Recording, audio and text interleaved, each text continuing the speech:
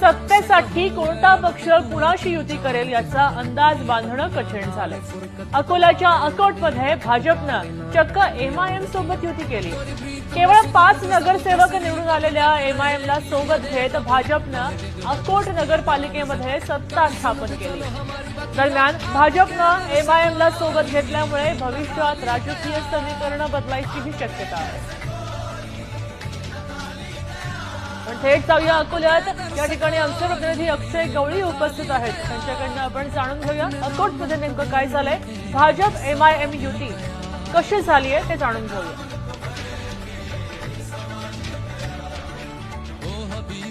निश्चितच बटेंगे तो कटेंगेचा नारा देणाऱ्या भाजपनं कुठेतरी आज अकोला जिल्ह्यातील अकोट नगरपालिका ठिकाणी एमआयएम सोबत आघाडी केलेली आहे। एमआयएमचे 5 नगरसेवक भाजपसोबत सत्तेत सहभागी झालेले आहे। त्यासोबतच जर पाहायला गेलं तर भाजपने